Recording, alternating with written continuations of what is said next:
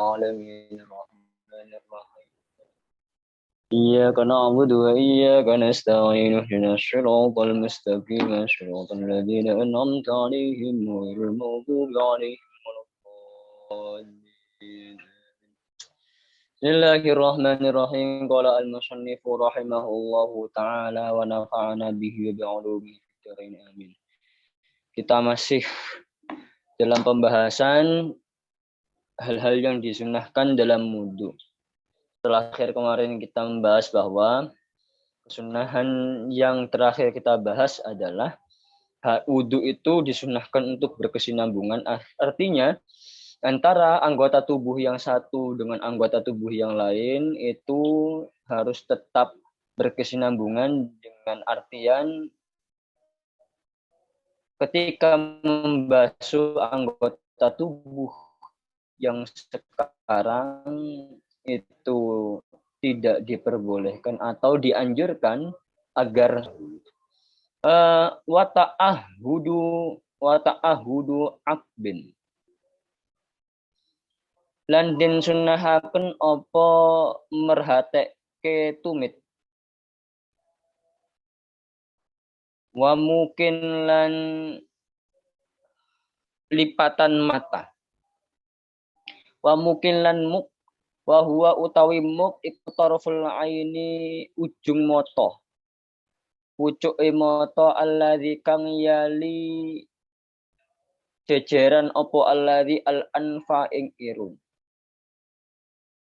walihadin lan lihad wa huwa utawi lihat iku at-tarfu pucuk al-akharu kang liya bisa babati syaqqaihima kelawan bisa babatai syaqqaihima kelawan rong ruas bagian karuni. Ya. Nah, sunahan wudhu yang selanjutnya adalah memperhatikan bagian tumit. Kenapa kok harus diperhatikan? Karena tumit itu seringkali atau dikhawatirkan tidak tercakup oleh air wudhu. Jadi harus disunahkan untuk diperhatikan. Karena kenapa? Karena riskan untuk tidak terkena air. Makanya disunahkan untuk diperhatikan. Begitu juga yang dianjurkan untuk diperhatikan adalah muk dan nihal. Muk itu bagian mata yang bersinggungan dengan hidung. Ini namanya muk. Lihat bagian ini. Yang dua syaqqaihima, bagian patahannya itu bisa kemasukan atau satu ukuran jari. Sabba itu. Namanya lihat.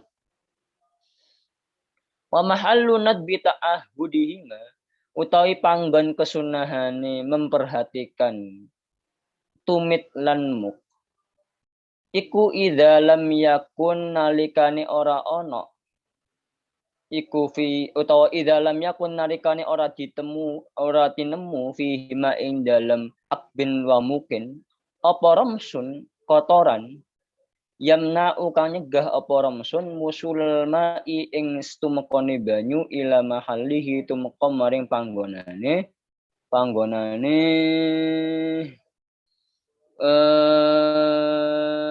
ramsun. Kesunahan ta'ahud tadi itu memperhatikan itu jika tidak ada kotoran yang menghalangi air ataupun apapun itu.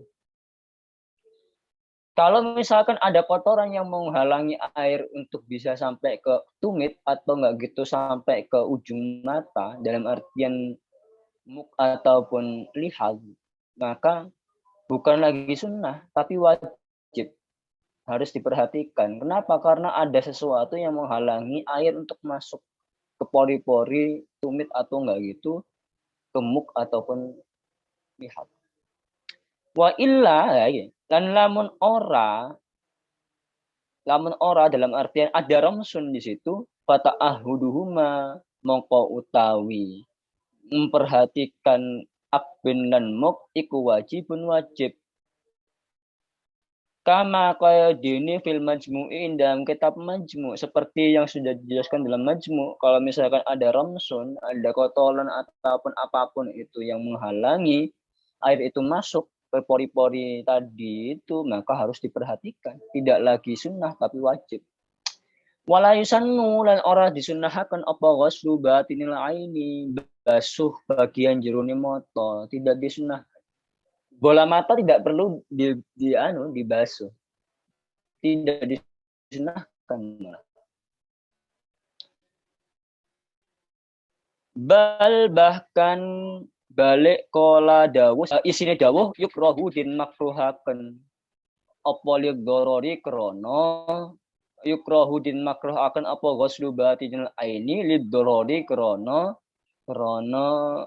mengandung atau krono membahayakan. Bahkan sebagian para ulama tidak hanya mensunahkan, tapi sudah dimakruhkan. Karena kenapa begitu? Karena membahayakan kesehatan seseorang. Tidak disunahkan dan dimakruhkan itu dua hal yang berbeda. Tidak disunahkan itu bisa berarti tidak ada dampak hukum sama sekali. Ya hanya tidak disunahkan saja. Tapi kalau sudah dimakruhkan, ada dampak hukum di situ. Berarti kalau misalkan tidak membasuh bagian dalam mata berarti mendapatkan pahala. Kenapa begitu? Karena menjaga kesehatan pribadi. Wa innama yusalu angin pastine din basuh apa batinul aini. Tapi bukan berarti menutup kemungkinan bola mata itu tidak boleh dibasuh sama sekali. Ada kalanya bisa dibasuh. Kapan itu idata najasa nalikane dadi najis apa batinul aini li ghala bi amrin najasati krana abote perkara najis. Jadi ketika sudah terkena najis bola mata itu ya maka mau tidak mau harus dibersihkan. Kenapa kok harus dibersihkan? Karena li ghala bi amrin najasa.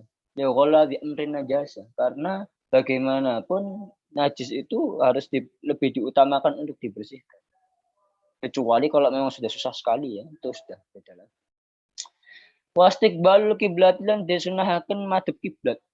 Fi kulli wudu'ihi ing dalam saben-saben wudu'e wong. Jadi ketika wudu disunahkan untuk menghadap kiblat. Kecuali ini disunahkan di dalam tempat yang dimungkinkan untuk menghadap kiblat. Watar kuta kalumin lan ninggal lan den sunahaken apa ninggal gunem di asna'i wudu'ihi ing dalam tengah-tengah wudu'i wong. Bila hajatin kelawan tanpa hajat. Gunem bi ghairik dikrin kelawan saliyane dik. Kesunahan selanjutnya yaitu ketika wudu tidak disunahkan untuk disunahkan untuk tidak berbicara. Berbicara dalam hal yang tidak ada hubungannya ataupun tidak ada kebutuhan sama sekali untuk berbicara. Wala yukrahu tapi tidak dimakruhkan apa salam mengucap salam alaihi ing atase kang wudu. Tapi tidak dimakruhkan kalau misalkan ada orang mengucap salam kepada yang berwudu. Wala min bulan orang saking wong kang wudu dan tidak dimakruhkan juga untuk mengucap salam. Melihat orang lewat kok kenal langsung assalamualaikum itu juga tidak dimakruhkan. Wala radduhu lan ora dimakruhaken apa radduhu bales salam. Jadi letak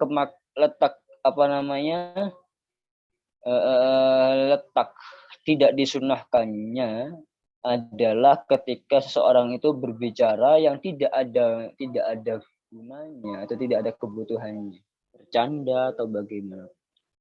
Wa tarku tansyifin lan den sunahaken apa tarku tansyifin ninggal ngeringaken bagian kang den wudoni bila udrin garingaken bila udrin tanpa udur.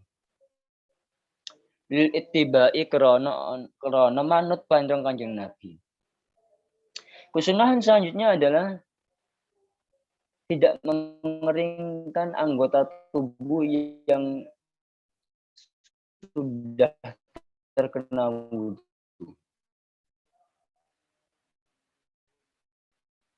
Tentu kesunahan ini apa udur kayak misalkan tayamum karena sahibul jabirah ataupun karena hal-hal yang lain karena kedinginan misalnya, maka apa namanya kemakruhannya menjadi hilang. Kenapa begitu? Karena ada alasan untuk mengeringkan bagian tubuh yang bagian tubuh yang terkena wudu. Wasyahadatani akibahu lan disunahaken apa asyahadatani maca rong syahadat akibahu ing dalam sakwise wudu. Kesunahan selanjutnya adalah membaca 2 syahadat setelah wudu. Ayil wudu itu tegese sakwise wudu bihaitsu gambare la yatulu. Ora dawuh apa fasilun pemisah anhu saking wudu. Dengan catatan antara doa dengan wudu tidak jauh atau tidak panjang jaraknya. Urufan yang dalam uruf. Menurut uruf tidak panjang atau tidak terlalu lama jaraknya ataupun pemisahnya ya maka masih disunahkan. Fayaqulu nuli ngucap sinten mutawaddi mustaqbilan hale ngadep lil kiblati rafi'an hale ngadahaken yadaihi ing rong tangane mutawaddi wa basyarahu lan panningali mutawaddi ila samai maring langit walau najan toh ana sinten mutawaddi iku akma wong kang difabel mata. Asyhadu rupane dawuh asyhadu nyekseni sinten ingsun an ing setuhune kelakuan la ilaha ra'ana pangeran iku maujud illallahu kecuali Allah belaka wahdahu hale moho ijen sinten Allah la syarika ora ono sekutu iku maujud lahu keduwene Allah wa asyhadu anna Muhammadan abduhu wa rasuluhu. Jadi apa yang diucapkan ketika setelah wudhu adalah asyhadu alla ilaha illallah sampai akhir. Kenapa kok itu yang diucapkan? 5 riwayat rawa kang riwayataken sinten muslimun Imam Muslim an Rasulillahi saking Rasulullah sallallahu alaihi wasallam. Rupane riwayate man tawa sapane wong iku tawaddoat wudu sinten wong.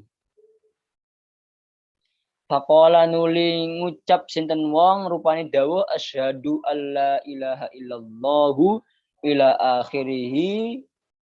Jawabe futihat mongko dibuka lahu tumrap mutawaddi apa abwabul jannati pintu-pintu swarga as-samaniyati kang bangsa 8.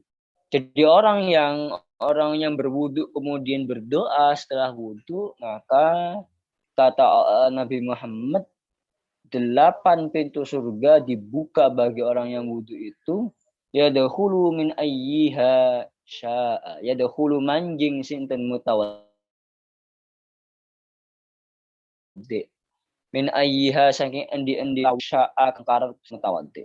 8 pintu tadi terbuka lebar dan seseorang yang berwudu kemudian berdoa tadi itu punya hak pilih masuk kemanapun yang dia inginkan.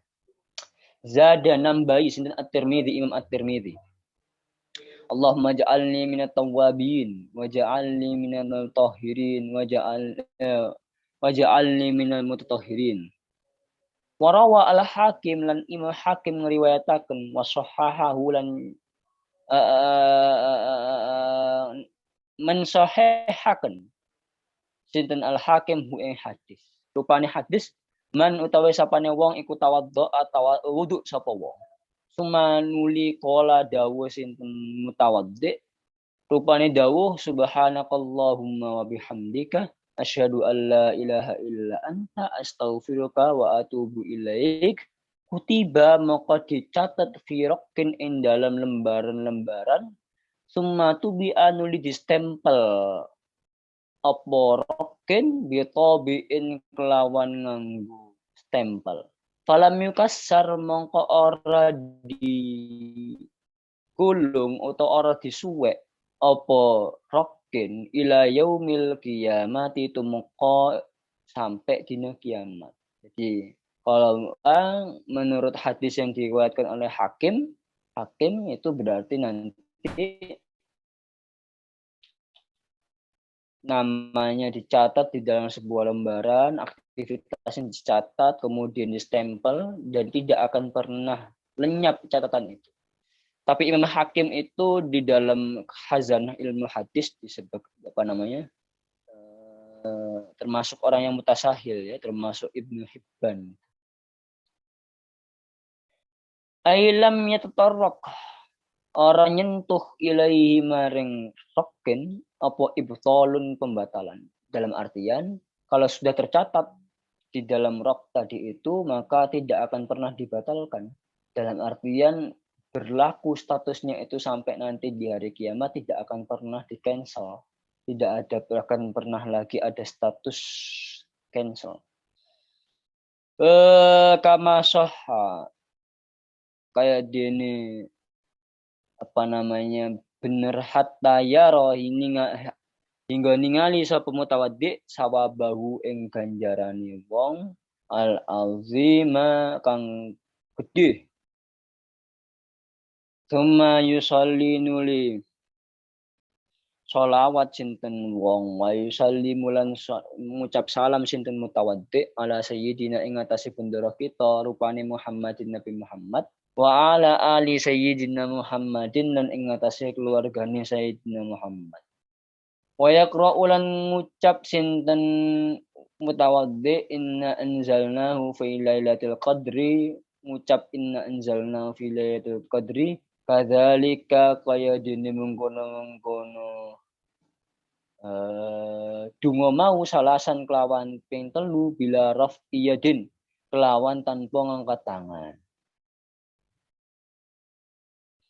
Setelah baca doa tadi itu, kemudian bersolawat kepada Nabi Muhammad dan membaca Inna anzalnahu sebanyak 3 kali, tapi tanpa mengangkat tangan. Kenapa kan tanpa mengangkat tangan? Karena Inna anzalnahu itu nggak ada ayat doanya di situ, maka tidak perlu mengangkat tangan.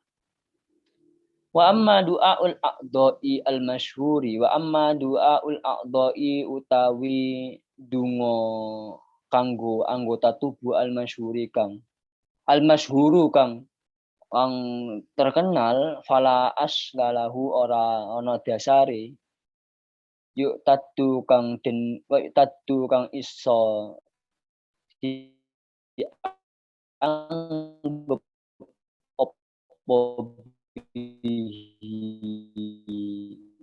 doa. Walidzalika oleh karena itu wis ngapus sop ing doa. Kenapa kok dihapus? Tabaan krana manut li Syekhul Madzhabi marang Syekhul Madzhab. Sinten Syekhul Madzhab itu An-Nawawi, Imam Nawawi radhiyallahu anhu. Karena setiap doa yang ini terutama yang di kitab Bidayatul Hidayah itu ya.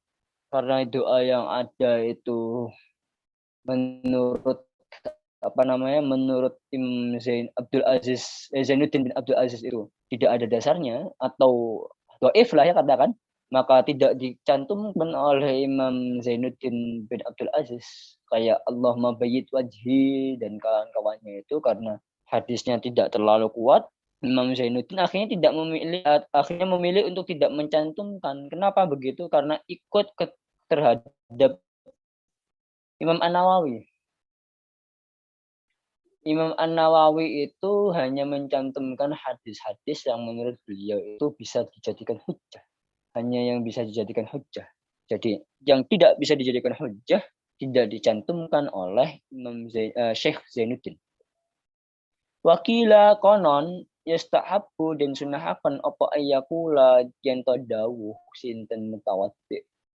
Inda kulli utwin ing dalam saben-saben anggota tubuh rupane dawuh asyhadu alla ilaha illallah wahdahu la syarikalah wa asyhadu anna Muhammadan abduhu wa rasuluh.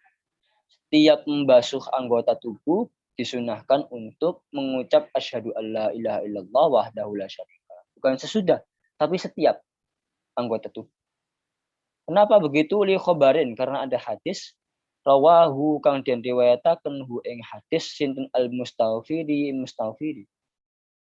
Waqala lan dawuh sinten waqala lan dawuh hadisun hasanun utawi hadise iku hasan waribun warib wa syurbuhu min fadli wadu'ihi wallahu a'lam bis.